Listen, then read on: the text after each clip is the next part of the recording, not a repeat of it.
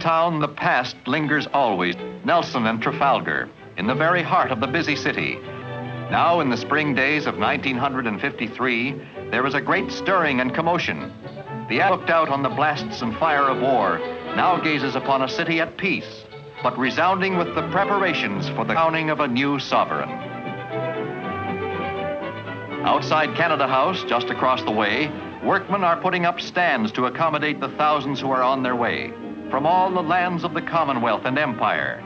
The hammers ring and the flags go up, for the old city is once again the center of the world.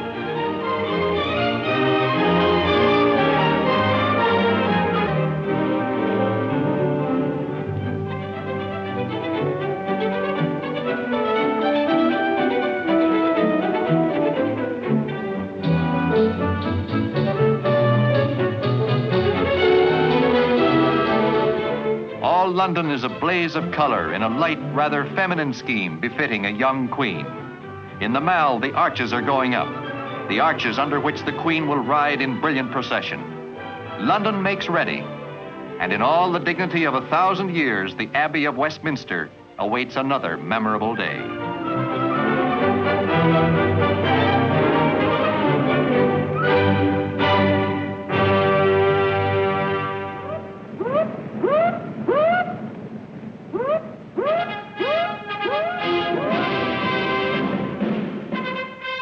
To the island come ships from across the seas.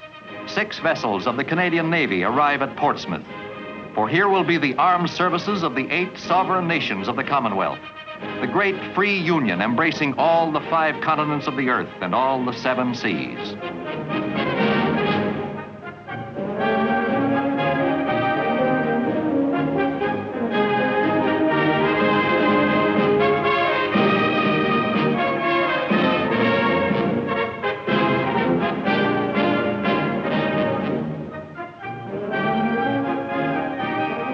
Because few ships are fitted to transport horses nowadays, the SS Beaverburn had special accommodations built for the mounts of the Royal Canadian Mounted Police. Exercised on deck during the crossing, they disembark in fine condition. There are even a few extras brought along to be loaned to the Royal Canadian Horse Artillery, because Canada's mechanized army has no horses anymore.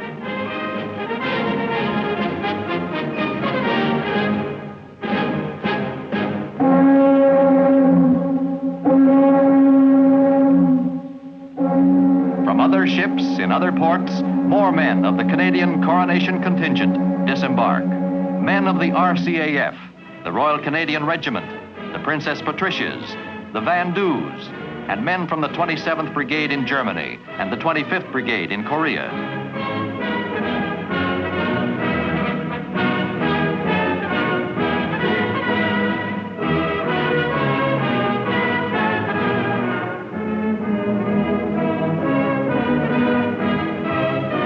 Hyde Park, where the Mounties are quartered, soon draws bigger crowds than usual. Of all the colorful groups from overseas, none captivate the British imagination more than the scarlet-coated riders and their well-trained horses. For 4 months before they sailed, the animals were specially drilled to take every kind of din and excitement quite literally in their stride.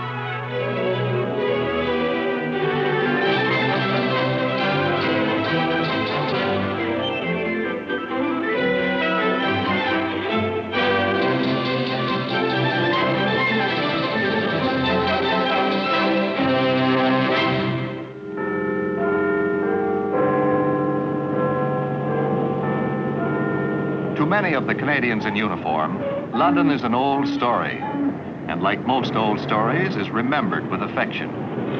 To those lucky enough to be in the coronation contingent, the days before the big event offer a chance to revisit familiar scenes and old landmarks, and to enjoy the charm of a London at peace. The Thames, Waterloo Bridge, the Embankment. For those to whom London is a new experience, these are names old with magic.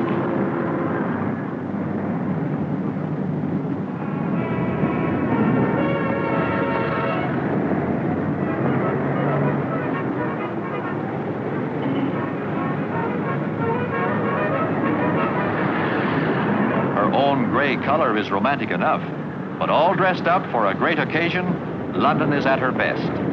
A huge equestrian statue of the Queen in the military habit she wore when she reviewed the Trooping of the Colour in 1951 is one of the features of Oxford Street, where the big stores try to outdo each other in decorative ingenuity. There is only one theme, the coronation.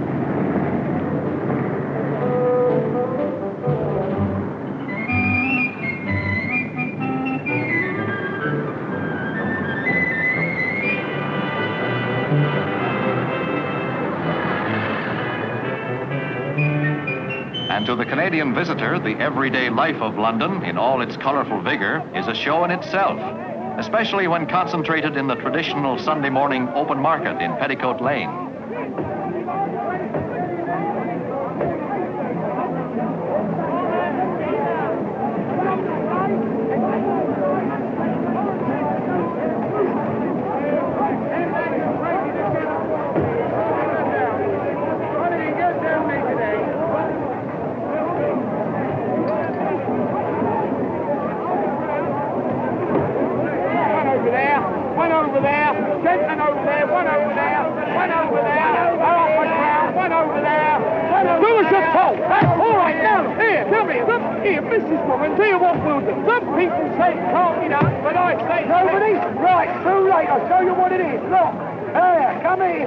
Is that worth sixpence?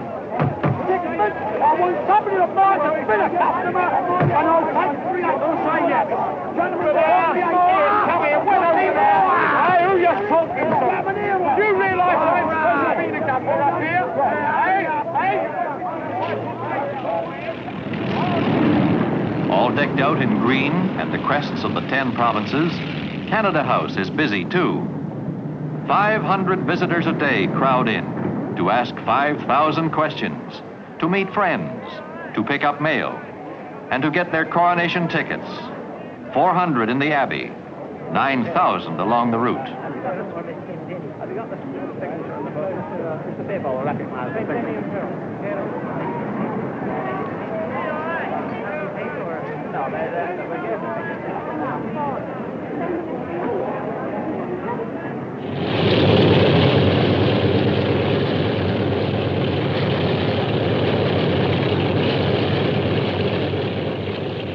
And as Coronation Day comes near, a royal visitor drops in from the skies at North Luffenham, main air base for the Royal Canadian Air Force in England.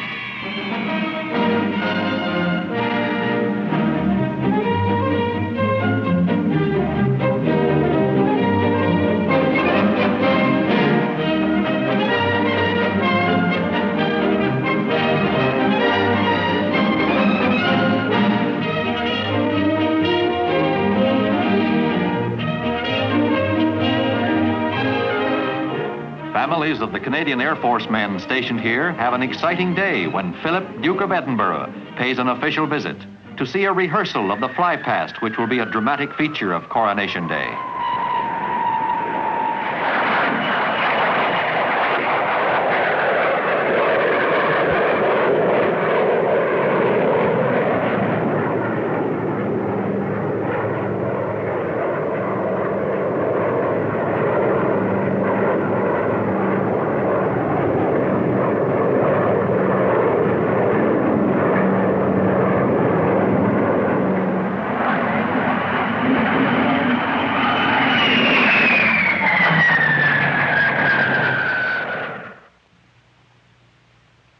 The big day is coming closer.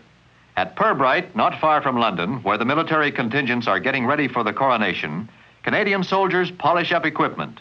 Belts, bayonets, buckles, and buttons are gleaming when a helicopter, which has flown directly from Buckingham Palace, arrives at the encampment.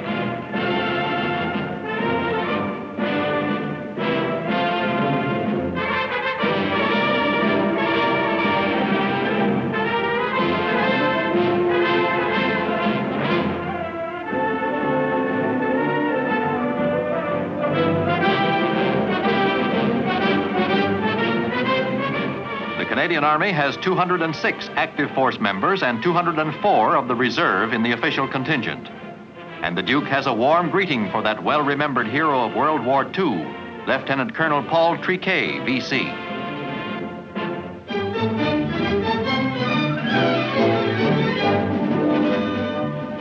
Now the Empress of Scotland brings members of Canada's official delegations.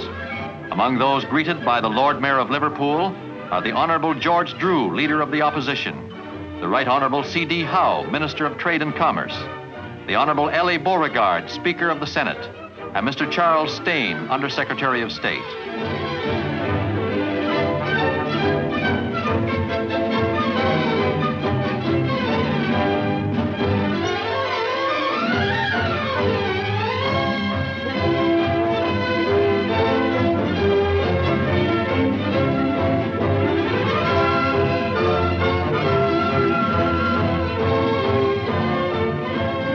Then the great ship that bears the name of the Queen herself arrives with the Prime Minister, the Right Honourable Louis Saint Laurent.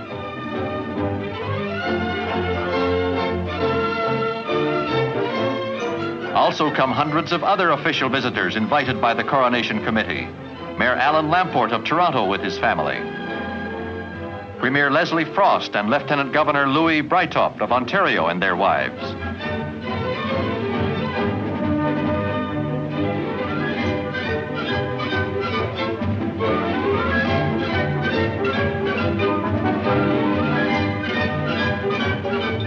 Now, by plane, the guests are pouring into England, notables from many lands. And among them comes the mother of the Duke of Edinburgh, a woman of royal blood herself, Princess Alice of Battenberg, to see her son's wife receive the crown. From the Pacific coast, a man whose Canadian lineage goes back a long, long way, Chief Matthias Joe of the Capilano Indians, arrives by flying canoe.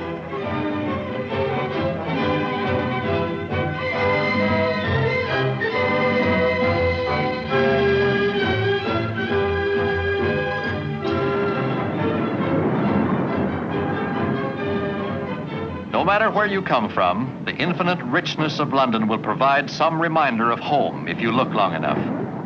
Quebec provincial cabinet ministers Onésime Gagnon and L.S. Bourque and their families feel at home right away. But Canada's Mount Royal isn't the only place where you can go sightseeing in an open carriage. London has them too, though they are drawn by gasoline engines, and Premier Douglas of Saskatchewan takes his family for a little outing in London traffic.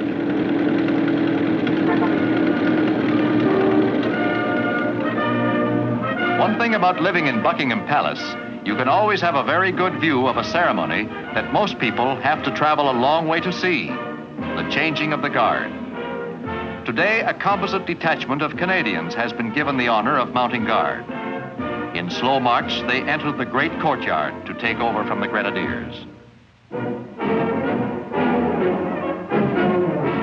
An old, colorful ceremony with its own precise ritual.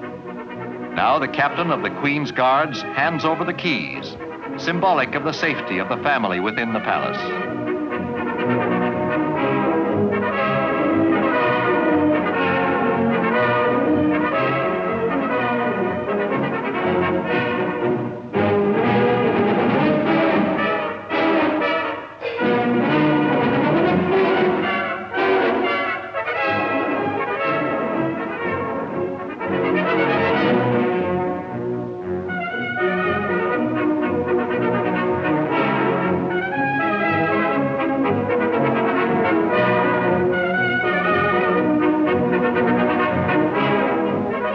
Soldiers detailed for sentry duty march to their posts, followed by the expert and watchful eyes of Prince Charles and Princess Anne from the palace window. The orders are read. Relieved from duty, the grenadier marches away.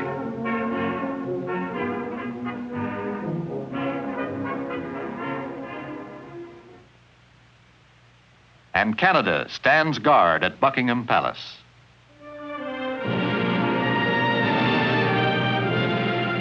At Hatfield House, on the last day of May, a great garden party links the two Elizabethan ages. For this was the home of Elizabeth I, when she came to the throne of England nearly 400 years ago.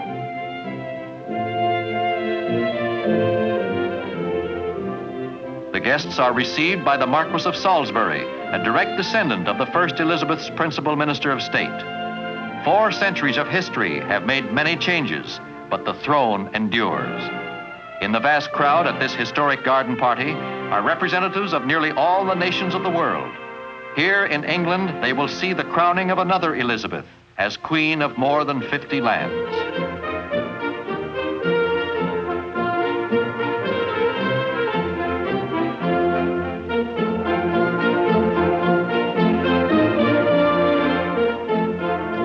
The Queen Mother arrives to greet the distinguished guests.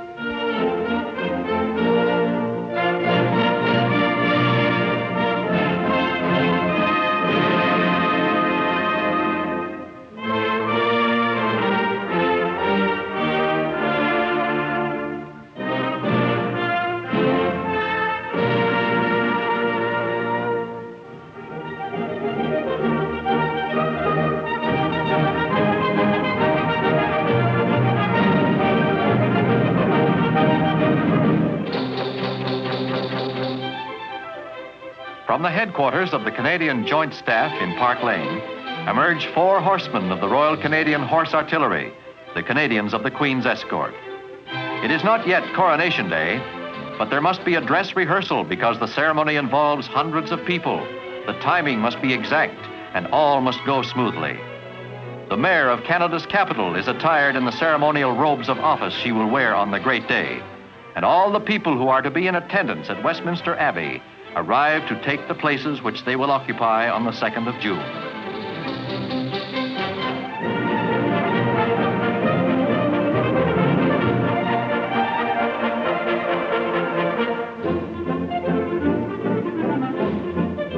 As carriage after carriage rolls up to the Abbey, the watching crowds have a foretaste of the pageantry to come and glimpses of the actors who will take part in the historic drama which will be unfolded when the curtain rises.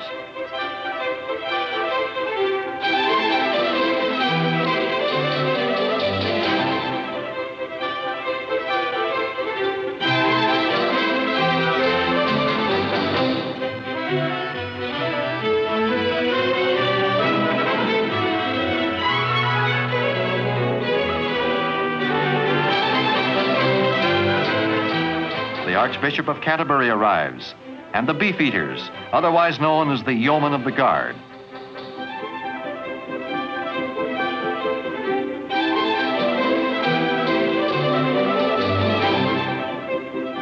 Field Marshal the Viscount Montgomery of Alamein, Field Marshal the Earl Alexander of Tunis,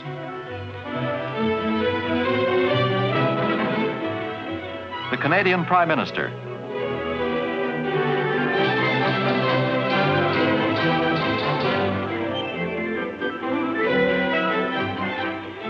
and a man of our time who belongs to the ages, Sir Winston Churchill, Prime Minister of Great Britain.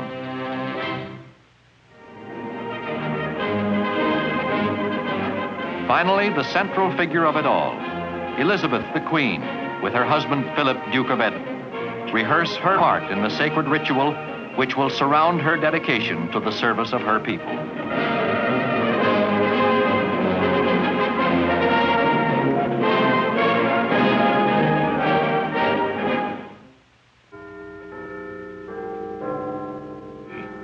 Bleak morning skies and a chilly wind, but some have been waiting in the streets for as long as 48 hours. Coronation seats in the stands cost money, but the pavements are free. First come, first served. Those with tickets for Canada House have one of the best points of vantage because from here they will see the procession 3 times on its way through Trafalgar Square.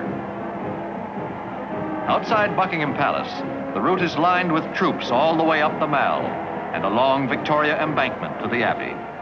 Men of the Canadian Reserve Force take up their positions outside Canada House.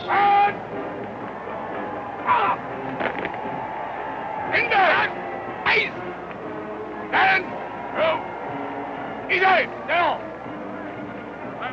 Head up more! Head up! Down!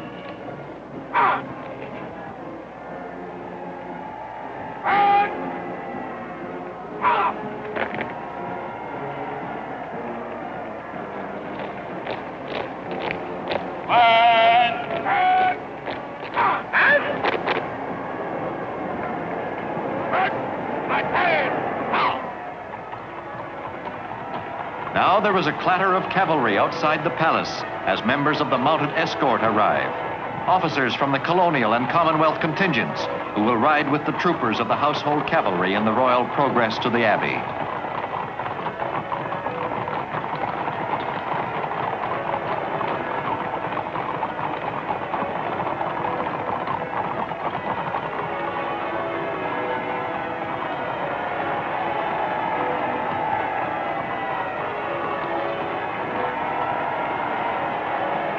Then come the carriages to pick up dignitaries of the realm. Various processions are leaving from the Mansion House, St. James's Palace, the House of Commons, and Clarence House. But the colonial and Commonwealth leaders and princes and princesses of royal blood leave from Buckingham Palace in advance of Her Majesty.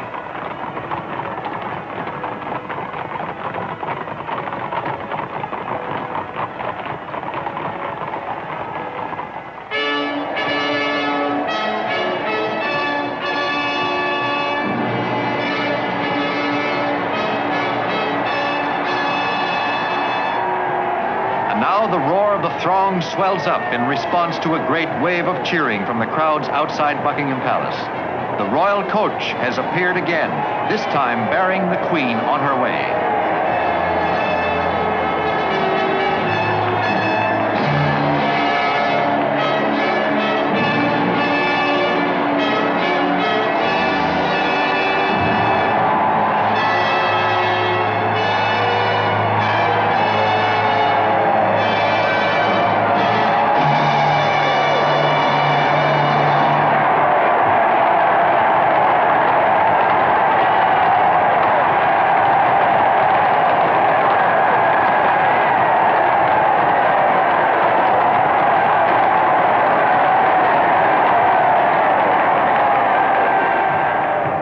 The procession passes through Admiralty Arch with 5 companies of the Foot Guards, the band and corps of drums of the Welsh and Irish Guards, 5 more companies of the Foot Guards, and the King's Troop of the Royal Horse Artillery, leading the state coach on its way to Westminster Abbey.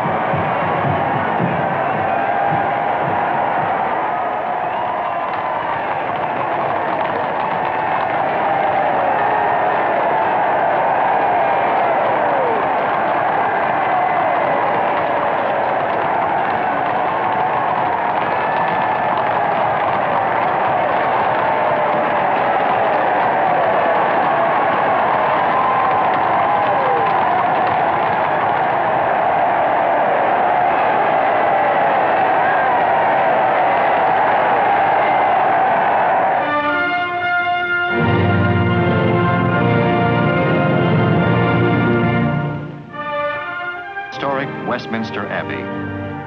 In this magnificent ancient church, built by Edward the Confessor almost 1,000 years ago, a long line of Britain's kings and queens have received St. Edward's crown. On this 2nd day of June, in the year 1953, Elizabeth is led here in solemn procession to be anointed Elizabeth II by the grace of God of the United Kingdom, Canada, and her other realms and territories. Queen, head of the Commonwealth, defender of the faith.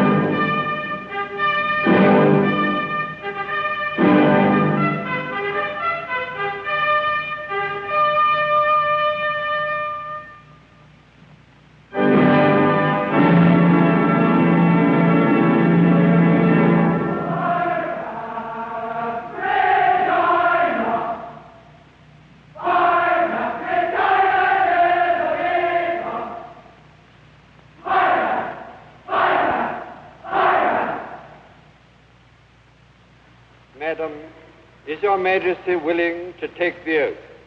I am willing. Will you solemnly promise and swear to govern the people of the United Kingdom of Great Britain and Northern Ireland, Canada, Australia, New Zealand, the Union of South Africa, Pakistan, and Ceylon, and of your possessions and the other territories to any of them belonging or pertaining, according to their respective laws and customs? I solemnly promise so to do.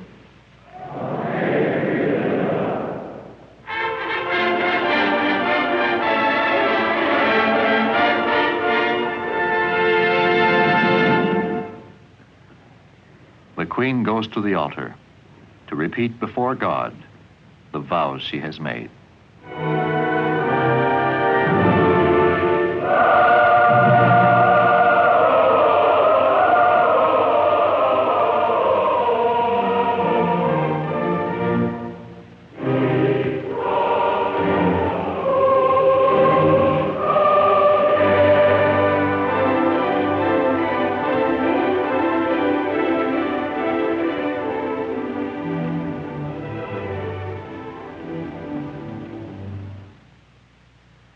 Now, without her crimson robe, the Queen moves to St. Edward's chair to be anointed.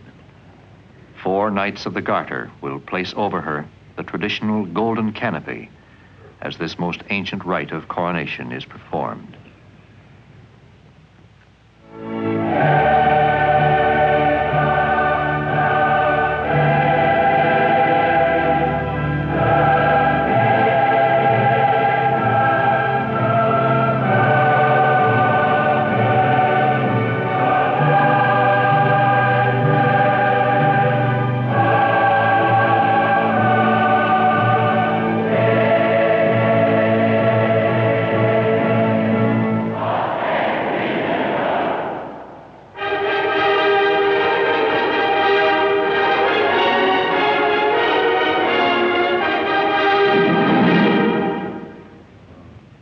Wrapped in the cloak of gold with the golden girdle, the Queen takes the jeweled sword, the sword of justice and mercy, and offers it at the altar.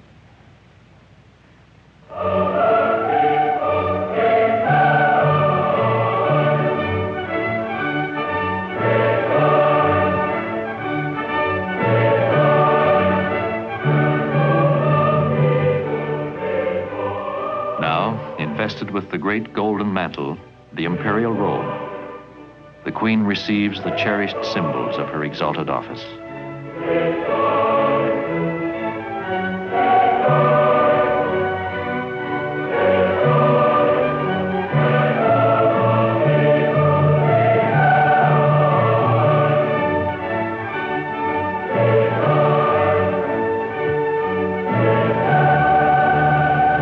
Receive this orb set under the cross, and remember that the whole world is subject to the power and empire of Christ our Redeemer.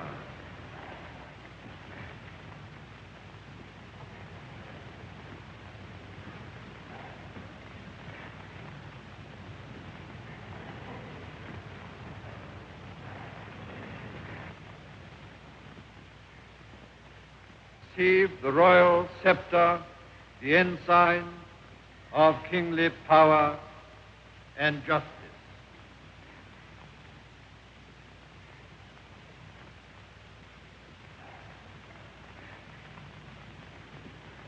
Receive the rod of equity and mercy. Be so merciful that you be not too remiss, so execute justice that you forget not mercy, punish the wicked, protect and cherish the just.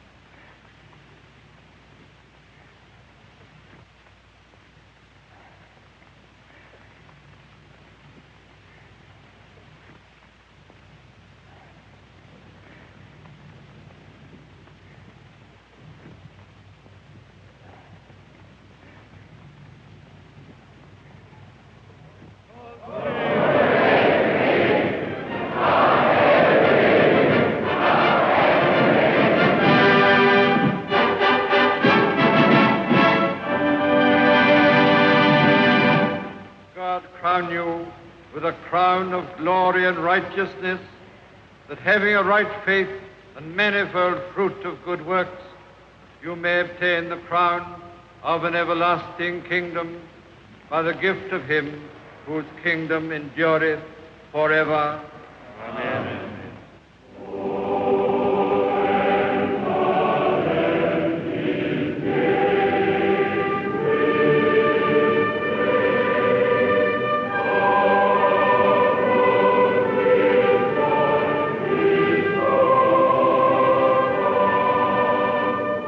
She moves to the throne, to be lifted up into it by her subjects, who raise her in this act into her high state, Queen Elizabeth II, anointed, crowned, enthroned.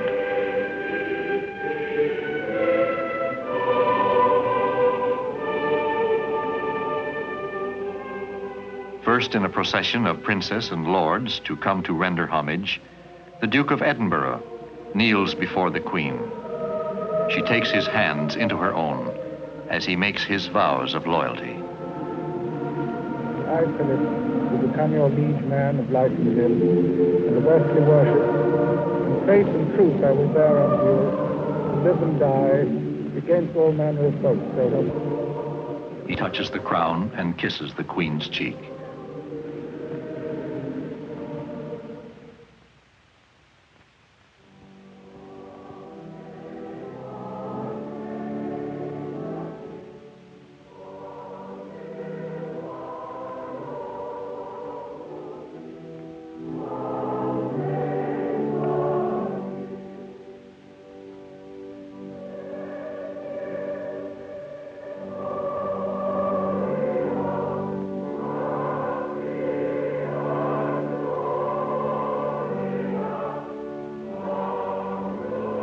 Then the Queen and her husband go together to kneel before the altar and to take the bread and wine of Holy Communion and spend a few final moments in quiet meditation before they go out to receive her people's acclaim.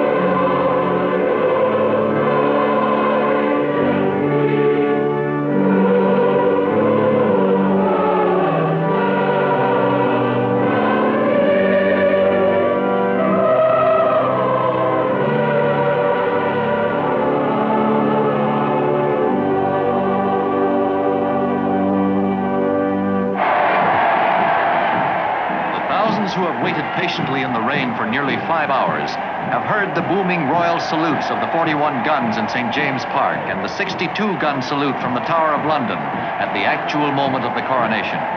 Now the Queen is preparing to leave the Abbey, and the state procession has begun. Following the vanguard of an officer and 4 troopers of the household cavalry come the colonial and Commonwealth contingents, armed police from Cyprus, Trinidad, Sarawak, and the Windward Islands, Navy and Air Force detachments from Barbados and Bermuda, Somaliland and Kenya, from Sierra Leone and Southern Rhodesia, Ceylon, Hong Kong, Pakistan and South Africa, New Zealand and Australia.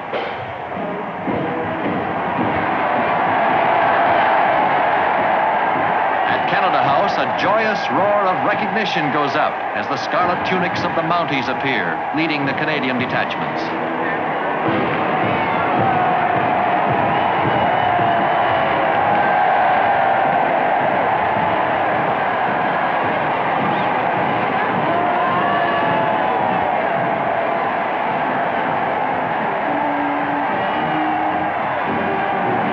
The Canadians march as a unit.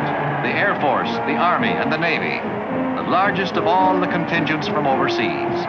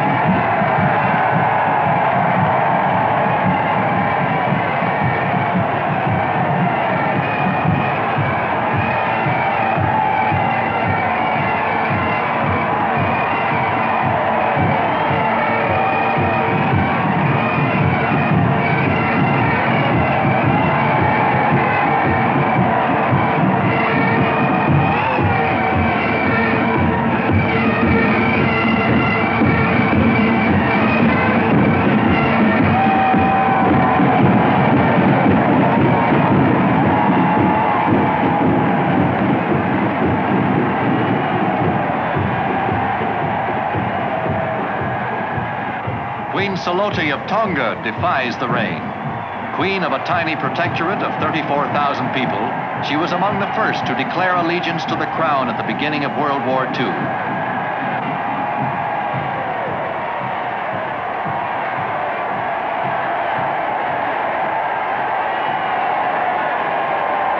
Prime Minister Saint Laurent waves to his fellow Canadians in the stands and windows of Canada House.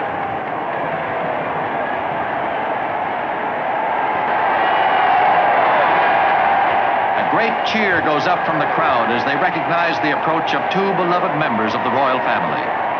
Preceded by the 1st Division of the Captain's Escort of the Household Cavalry, and followed by a 2nd Division bearing the standard, Her Majesty Queen Elizabeth, the Queen Mother, and Princess Margaret.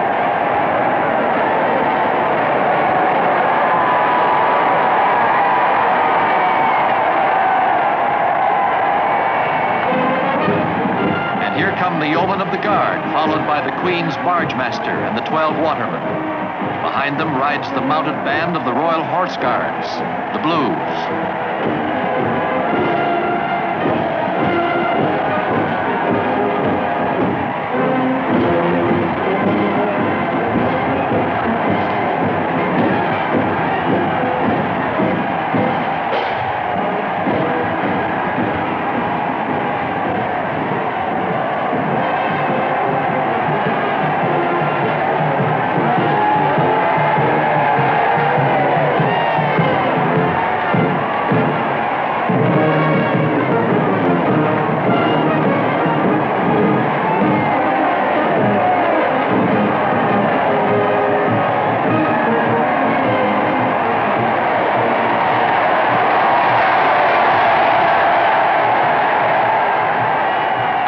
Crescendo of cheers in Trafalgar Square and around Canada House precedes the climax of the glittering procession. The state coach bearing Her Majesty the Queen with His Royal Highness the Duke of Edinburgh at her side.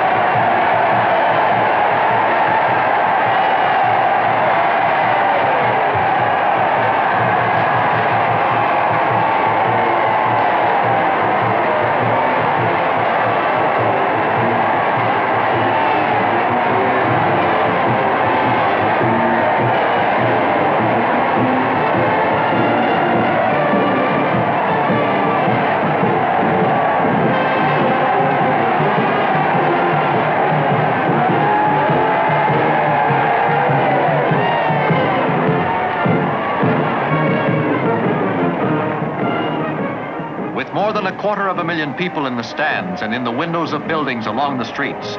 Nearly 500,000 people on the sidewalks. 40,000 soldiers, sailors, airmen, and policemen lining the 5-mile route. And with millions watching by television, this great procession is viewed by more people than any other event in the history of the world.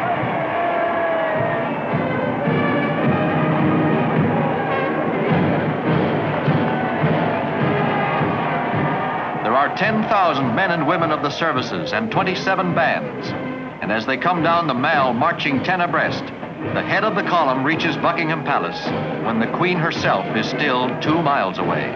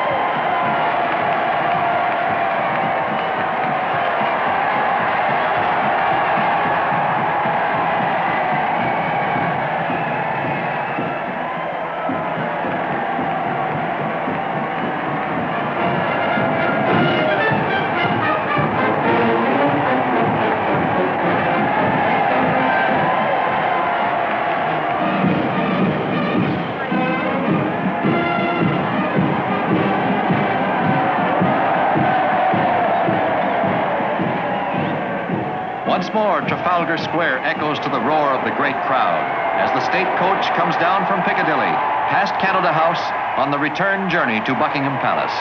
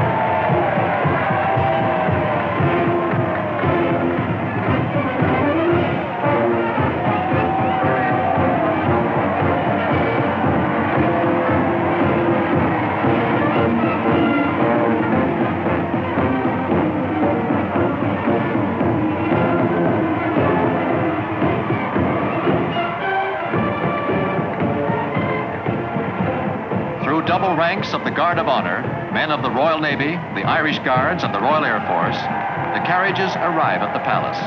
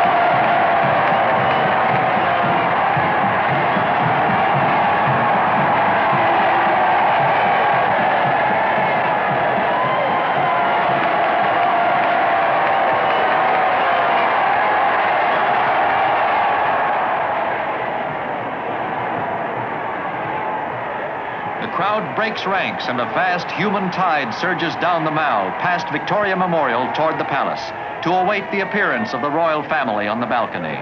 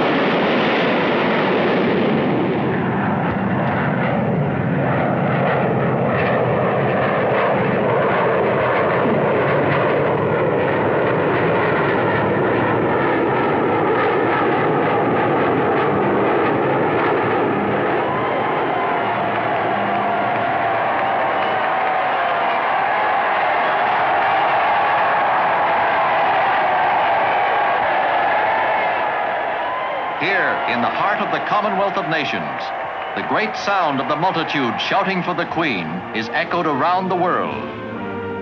In swelling unison, the thousands on Canada's Parliament Hill join their cheers to the mighty voice of all her realms. Theirs is the voice of free peoples, freely pledging loyalty to a common ideal, a common heritage, a common tie.